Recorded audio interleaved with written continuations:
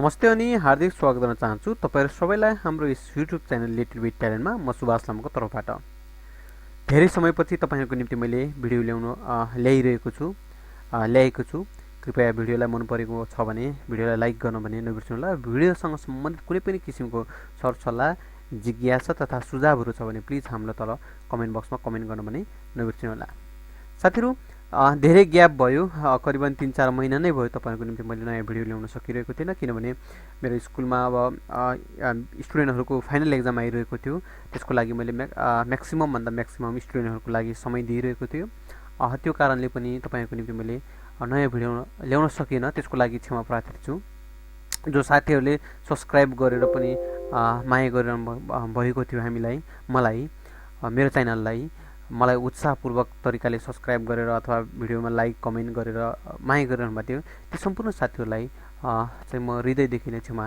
चाहन्छु वेल साथीहरु आजको भिडियोसँग सम्बन्धित केसँग सम्बन्धित छ त भन्ने कुरा तपाईले माथि टाइटलमा अथवा हाम्रो भिडियोको थम्बनेलमा हेरिसक्नु भएको छ हो साथीहरु तपाईहरुलाई विशेष गरी माइक्रोसफ्ट अफिस वर्डमा काम गर्दाखेरि तपाईहरु नर्मली रुममा अझ स्कुलको है मेरो स्कुलमा फाइनल एक्जाम पनि करिबन बाँकी छ अब 8 को बाँकी छ 9 को सिभिलको क्लास सकियो हैन ती क्वेशनहरु आउँदाखेरि पनि नेपाली र इंग्लिश नेपाली इंग्लिश गरेर कन्टिन्युटी आइरहेको हुन्छ अथवा त्यही निर दोहोर्याएर त्यसरी दिएको हुन्छ र यो त स्कुल लेभल मात्र हैन कलेज लेभलमा पनि त्यही तपाईले त्यस्तै खालको क्वेशनहरु हेर्नु भएको छ त्यो त भयो क्वेशनको सन्दर्भमा है त्यो चाहिँ क्वेशनको अवस्थामा भयो तर तपाईले कुनै पनि किताबहरु पढ्नु हुँदाखेरि जस्तै एकाउन्टको किताब सम्झिनु होला प्लस 2 लेभलको हैन त्यो भन्दा माथिको पनि हुन सक्छ त्यसपछि गएर बुकहरु पढ्नु होला हैन अथवा हेल्थको पपुलेसन किताबहरु पढ्दाखेरि तपाईले सर्वप्रथम नेपाली र इंग्लिश मिसिएका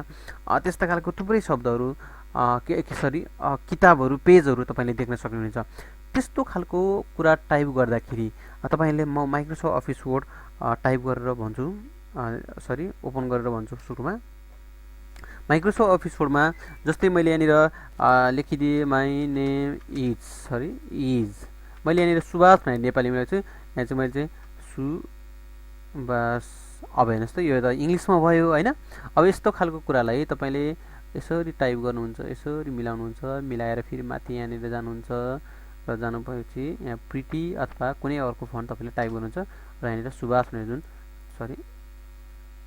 सुभाष हेर्नुस् त माइ नेम इज सुभाष भन्यो यहाँ गएर प्रिटी अथवा कुनै फन्ट टाइप गर्नुहुन्छ र त्यहाँनिर यसरी देख्नुहुन्छ अर्थात् यो त उदाहरण मात्रको लागि है साथीहरु तपाईलाई नेपाली र इंग्लिश कन्टिन्युली यसरी माथि गएर चेन्ज नगरिकन हैन यसरी काम गर्नु छ भने माथि गएर चेन्ज गर्नु नपर्ने एकदमै तुरुन्तका तुरुन्त किबोर्डको मार्फतबाट तपाईले नेपालीबाट सिधै यो माथि दिएको फन्टलाई इंग्लिशबाट सिधै नेपालीमा तपाईले चेन्ज गर्न चाहनुहुन्छ भने एउटा सानो ट्रिक छ माइक्रोसफ्ट अफिस वर्डमा एउटा सानो ट्रिक छ त्यो ट्रिक बुझ्नको लागि तपाईले भिडियोलाई सुरुदेखि अन्तिमसम्म पनि हेर्नुपर्ने हुन्छ विशेष गरी ती ट्रिक थाहा पाएका साथीहरुको निम्ति चाहिँ होइन यो थाहा पाएकालाई त यसरी भिडियो पनि हेर्नुहुन्न होला हैन तर थाहा नपाएका साथीहरुको निम्ति चाहिँ मेरो यो भिडियो विशेष बन्न सक्छ जो साथीहरु माइक्रोसफ्ट अफिस वर्डमा क्वेशन टाइप गर्नुहुन्छ अथवा कुनै पनि किसिमको पब्लिकेसनसँग सम्बन्धित बुकहरु टाइप गर्नुहुन्छ भने त्यो अवस्थामा चाहिँ विशेष गरी ती साथीहरुलाई यो मेरो भिडियो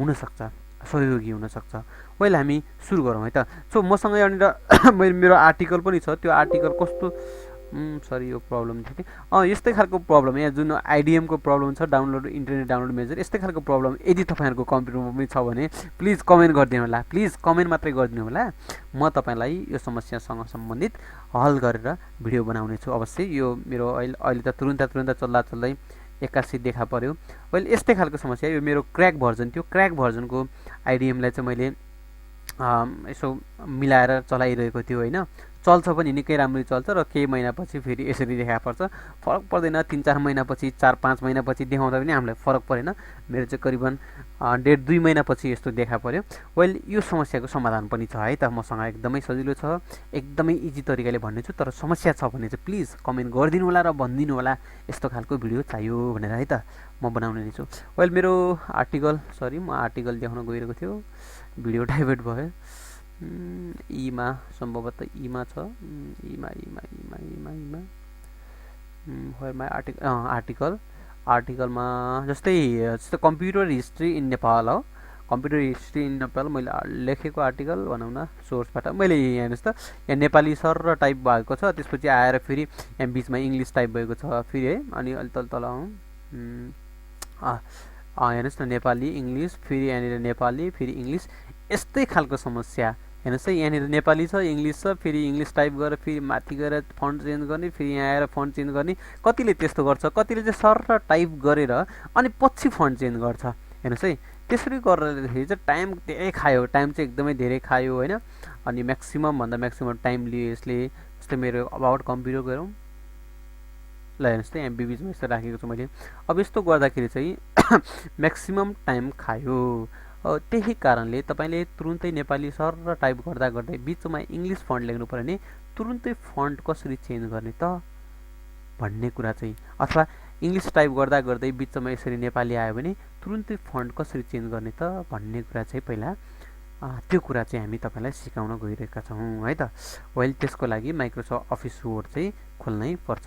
ल स्टार बटनमा जाउँ, W O R D win word, W I N win word है त।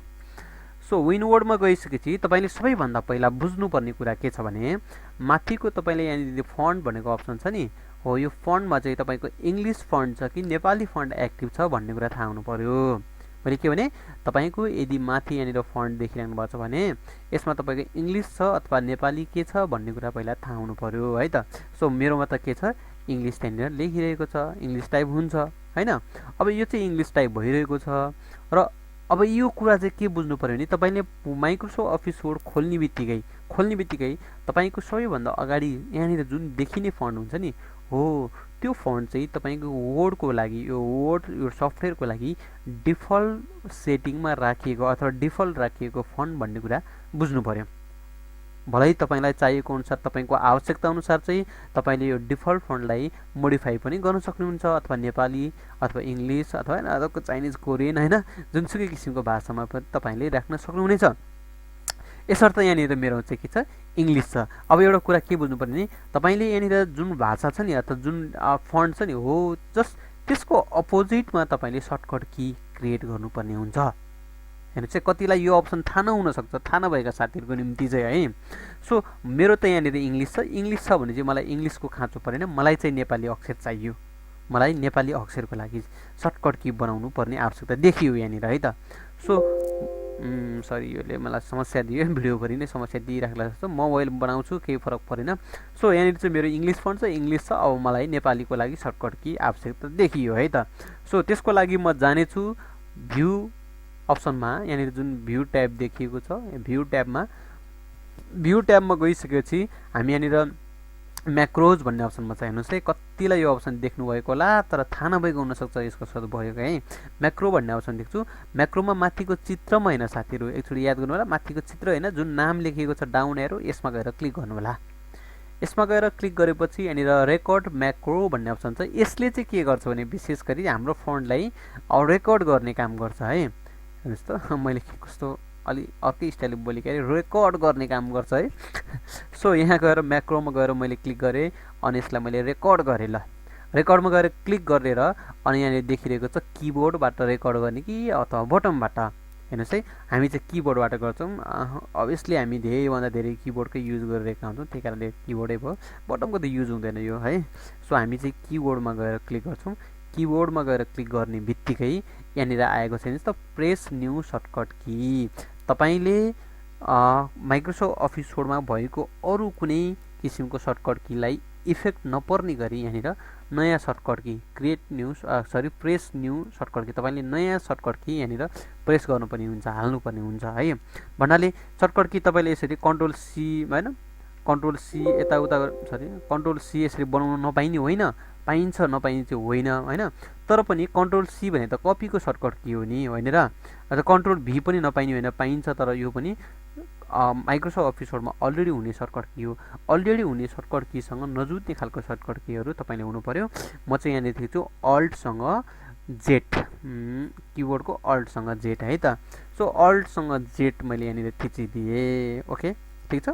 अल्टसँगै जेट बिचमा प्लस मैले केही गरेको होइन, किबोर्डको अल्ट थिचिरहेँ त्यसपछि जेट थिचेँ, त्यसपछि यो अल्टसँग जेड थिचिसकेपछि अर्थात् अल्ट प्लस जेड थिचेपछि म एसाइन गर्छु, यसलाई असाइन गर्छु। यहाँ बनेको सर्टकट की चाहिँ यहाँनिर गएर पुग्छ है, यहाँनिर जान्छ, एसाइन हुन्छ लाइक यहाँ गयो। अब नयाँ सर्टकट की मेरो बन्ने क्रममा छ। मैले क्लोज गरेँ। क्लोज गरिसकेपछि कृपया ध्यान दिएर हेर्नु होला है, स्किप नगर्नु होला कृपया, किनभने एउटा स्किपले यहाँनिर बिगार्न सक्छ। सो क्लोज गरेपछि म होम ट्याबमा जान्छु। होम ट्याबमा गएर मेरो त यहाँनिर इङ्ग्लिस फन्ट छ हो, यो इङ्ग्लिस फन्टलाई छट्ट हटाएर यहाँ लेखिदिन्छु प्रिटी भयो। प्रिटी लेखेर मैले केही गरिनँ, प्रिटी लेखेर छोडिदिएँ। त्यसपछि विन्डोजमा आएँ अनि त्यसपछि गएर यहाँनिर हेर्नुहोस् है म्याक्रोमा गएँ, त्यसपछि स्टप रेकर्डिङ गरेँ, सक्यो साथीहरू। यति मात्रै कुरा जान्नुपर्ने हुन्थ्यो। सो म माइक्रोसफ्ट अफिस वर्ड हेर्नुहोस् है, मैले रेकर्ड स्टप गरेँ, सक्यो कि। अब म यतिले माइक्रोसफ्ट अफिस वर्डलाई पुरै क्लोज गरिदिएँ। यसले समस्या दियो, म त डेफिनेटली बनाउने। तपाईँले कमेन्ट गर्नुहोस् नगर्नुहोस्, यसको भिडियो चाहिँ म बनाएरै छाड्ने हो ल अहिले।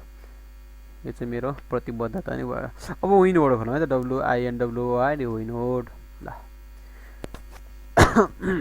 विनवर्ड खोलेपछि हेर्नुहोस् त हाम्रो डिफल्ट फन्ट के छ, क्यालभरी बढी छ हो। डिफल्ट फन्ट तपाईँले आफूले पनि राख्न सक्नुहुन्छ। क्यालभरी बढी कसैले टाइम्स न्यू रोमन पनि छान्नुहुन्छ है। डेलिभरी बढी के अरे यहाँनिर चाहिँ डिफल्ट फन्ट तपाईँले यदि छान्नु चाहनुहुन्छ भने राख्न चाहनुहुन्छ किबोर्डको कन्ट्रोलसँग डी थिच्नु होला है। कन्ट्रोलसँग डी थिच्नु भयो भने तपाईँले यहाँनिर डिफल्ट फन्ट चाहिँ आफैले पनि आफ्नै इच्छाअनुसार पुरै छान्न पाइनुहुन्छ है। फन्ट कति, फन्टको साइज कति यहाँनिर राख्न पाइनुहुन्छ। वेल मेरो त केही छैन, मेरो क्यालभरी बढी छ, वेल भइ नै हाल्छ। सो अब यहाँनिर मैले हेरेको छु है त, माई नेम इज। अब मलाई नेपालीमा चाहियो। मैले सर्टकट की के बनाएको थियो अघि याद गर्नुहोस् त।